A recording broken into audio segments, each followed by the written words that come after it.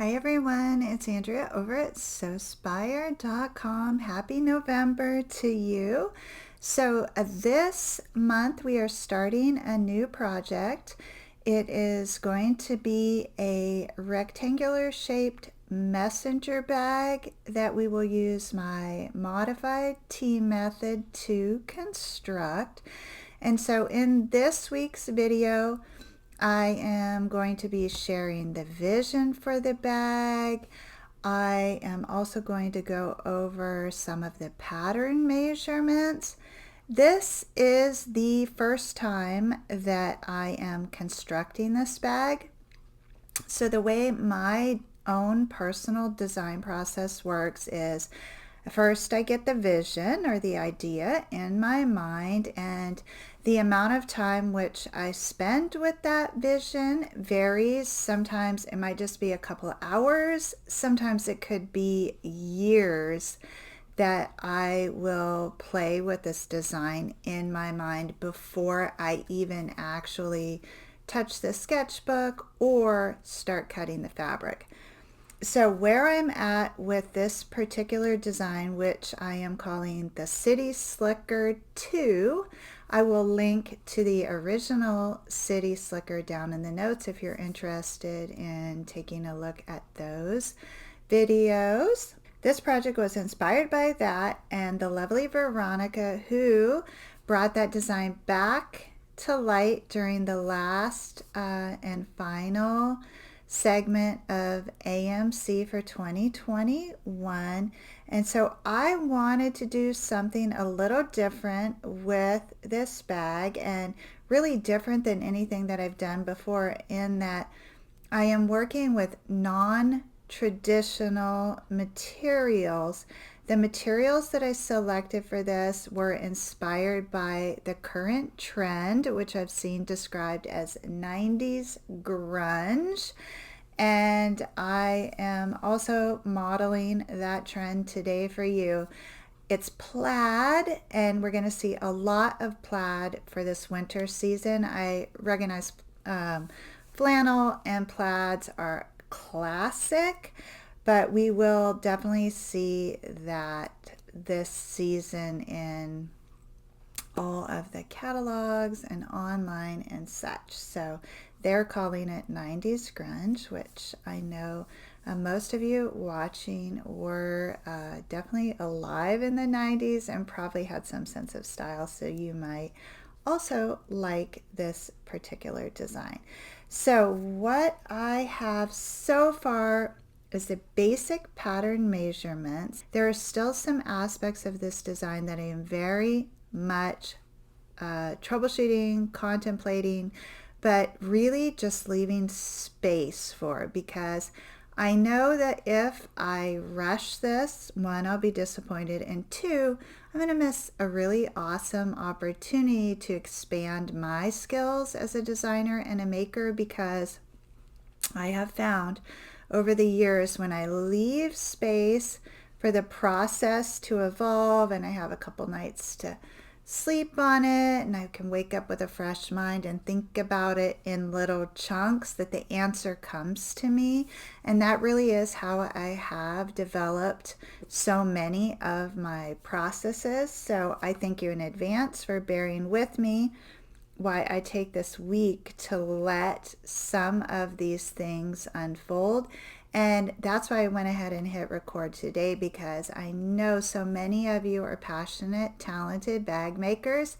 You may see the solution to these design dilemmas or design opportunities before I do.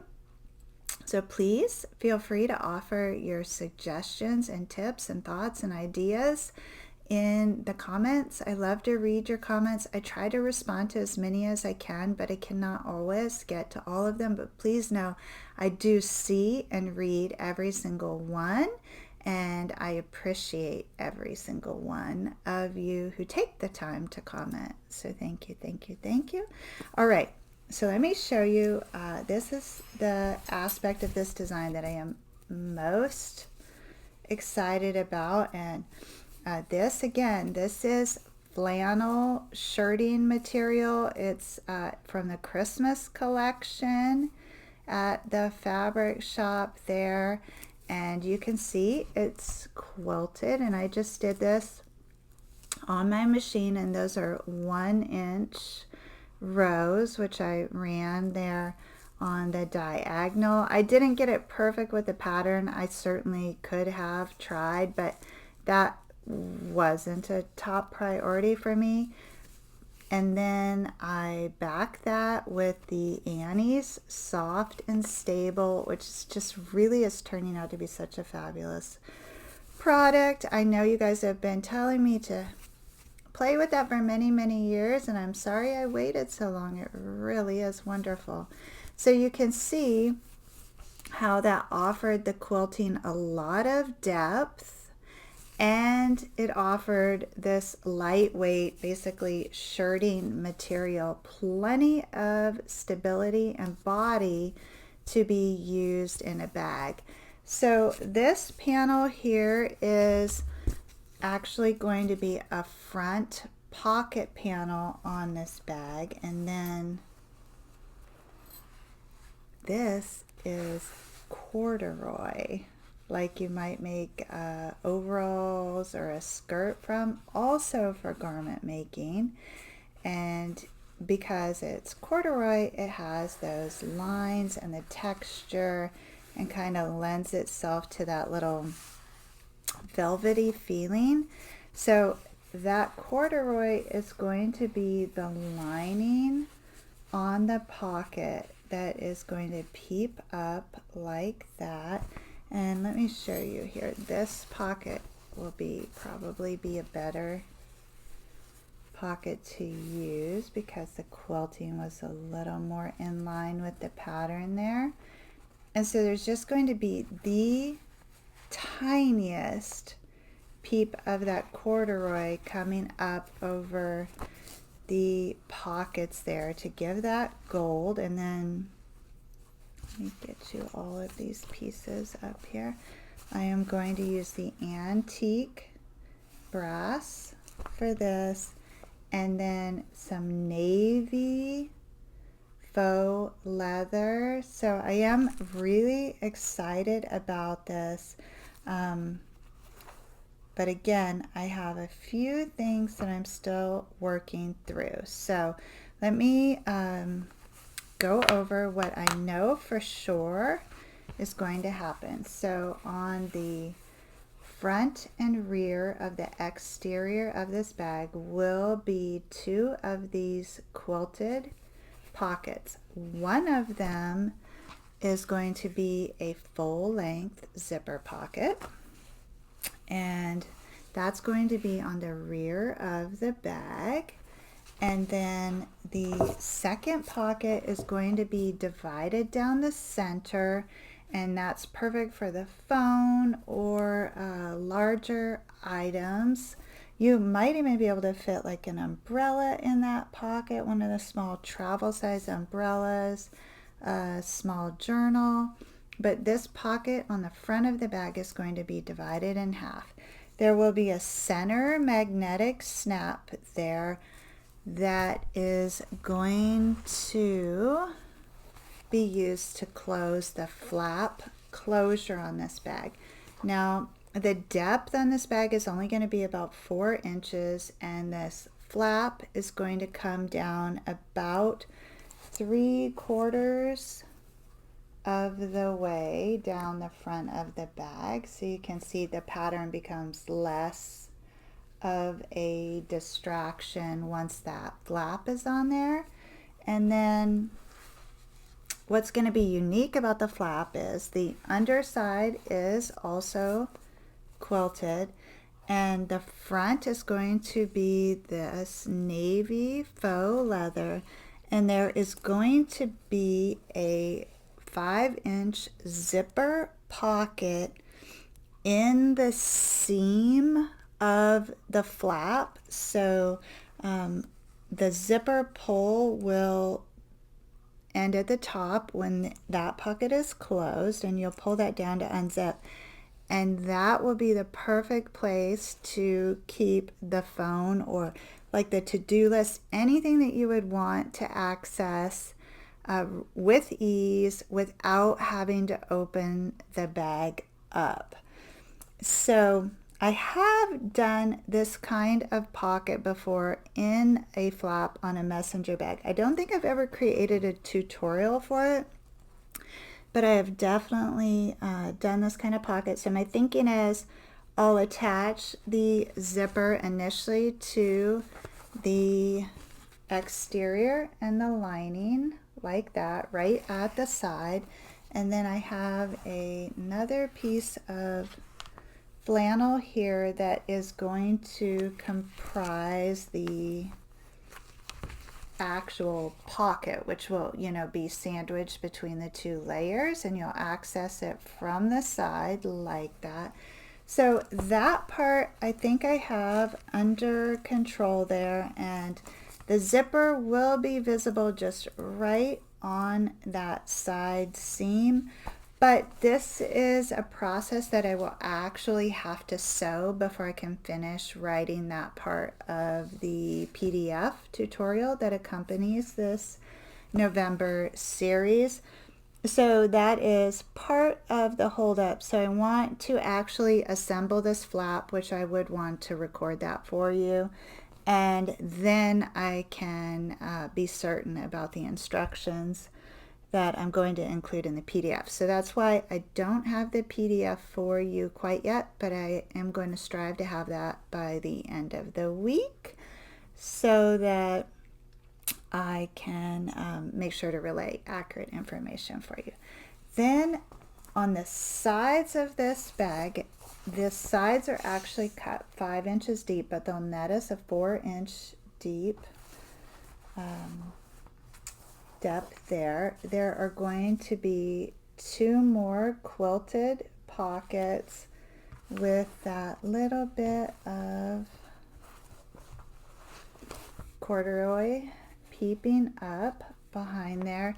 And I think I am going to just leave these alone, and they will just be slip pockets that, you know, again, you could put the phone in, a very skinny water bottle. The umbrella, again, too, we always need our umbrellas. So there's a couple different ways that I can attach these. One is to kind of do an invisible strap connector, and where I would cut this faux leather and then install this hardware with a little piece of vinyl that would slide through like this, and then I would slit the side panel and stitch that all in place. So that is one way, but I am contemplating attaching these strap connectors at the top of the pocket and allowing the strap to connect like that. I'm really liking that idea. I'd love your inputs on that. I am fairly certain the top of the bag will still have enough stability because of the zipper top closure and the flap, but that is somewhat of a concern. I wouldn't want the sides to collapse. So that's one of the big things that I am contemplating right now, but that gives you an idea of how that will look. And I think that pretty much sums up the exterior. Now coming into the interior, again, I'd really like to use this corduroy. Now there is stretch on this horizontally, but like nil vertically. So that's interesting. I am considering still adding some Pellon 808 to the back of this, but again, I don't want this bag to be too rigid because it's a crossbody messenger style bag. We got the faux leather, we have all the quilting on the pockets. So I am still contemplating if I want to actually add interfacing to this. The exterior of the bag will be nice and secure, so this stretch isn't really going to pose a problem for me. On the interior, nor would the lack of interfacing. This is just really aligning, just something to make the inside pretty. But I feel that that is something that I need to make the decision after I get the exterior crafted. So I'm holding off on that. And then I really want a zipper top closure on this. And I'm pretty sure that I want the zipper to be slightly recessed. And so because I'm using the T method, it's not an easy task to incorporate a zipper across the top because I have the flap. So I can't do like a zipper gusset or frame and then tuck that in between the layers. That's just going to be way too much going on at the top of this bag. So I really need to do a recessed zipper. So this morning I was playing with that technique that we used in the last project, where we separated the panels, just cut those and then sandwich the zipper in between. But keep in mind they're going to be independent side panels here, so they're going to interfere with the zipper function if it's not up and out of that seam. And so initially I left it out of the seam, but I didn't love the look. And then I remembered I had these zipper caps, which I really do love the look of those. They are really fun. Those are from Sally Tomato, and they're 1/2-inch zipper caps, and I'll show you what those look like. But you just fold that zipper tape over, and then you put those right on the ends. There's a little screw that you screw in the back. I would definitely use glue with them as well. So anyway, so my idea of separating that and attaching the zipper will not work for that top panel because I have to attach a side panel, and it's going to create an obstacle with the depth of the bag. It's also going to create an obstacle with the side seam. So I didn't want to waste this, so I'm considering turning this panel here into an interior zipper pocket, which that will work because I could just sew right through that zipper, and I won't need these pretty little caps on that either. But I am definitely going to use those caps on the top zipper. So this is probably going to become a full-length interior zipper pocket, and then I just have to decide if I really want any more pockets on the inside, because I have so many pockets on the outside of this. I think I might want to reserve the inside just for kind of cargo. I might even make like a small little bag to go on the inside to separate smaller things versus adding more pockets. So if you have any ideas about the secondary closure on this bag, I could certainly just leave it a messenger bag, and that would be fine. The only thing I find though is with the messenger bags is that, you know, they're not super secure if you are in a crowded spot, because all you really have to do is lift your hand up, you know, the flap, and someone could get inside the bag. I do have this interior zipper pocket though that I could put my wallet and valuables in, and that certainly would make it much more difficult. So it may be that I forego the zipper at the top of the bag, but the other benefit to having that secondary zipper closure is it will draw in the top of that bag a bit, and it's definitely going to add stability to the top of the bag. So especially if I put those handle connectors at the sides, like I'm thinking about at the top of the pocket there, I would want that stability across the top, because the strap would be attached 3/4 up from the base. So that will offer the mid section of the bag lots of stability. The zipper would be the foundation, if you will, or the supporting beam for the top of this bag, so that the flap didn't kind of make the top of that bag cave in. So I don't want to create an independent zipper panel that has to be attached in between the interior and the exterior layers, for sure. I don't want to do that. It's going to be too much with the flap running across the back. Except, and this is why I leave room for this, if the flap is attached to the rear panel of this bag and not sandwiched in between the interior and the exterior, that eliminates that problem, and then I could put the zipper gusset in between the interior and the exterior. So that's a very real possibility. I am not entirely sure that my flap as cut right now is long enough to do that though, but it might be. So long story short, I have to assemble the exterior of this bag before I can finish writing the PDF, because I need more information. I need to know how the fabric is actually going to behave and where the what part of the bag needs more stability, and I'm thinking it's going to be around that top edge.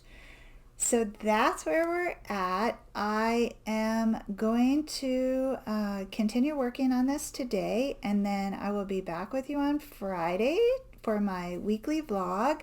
I have a fun story to share with you all this week. If you are looking to be inspired, this might inspire you, so I hope you'll join me Friday at noon. And then next Tuesday, we will definitely have the PDF. I'll definitely know how the exterior behaves. We will be sewing this bag. In between now and then, please let me know your thoughts about the materials, the interfacing, and these kind of zipper dilemmas, design opportunities, all right? Because before I start sewing and commit, there's still lots of room to change.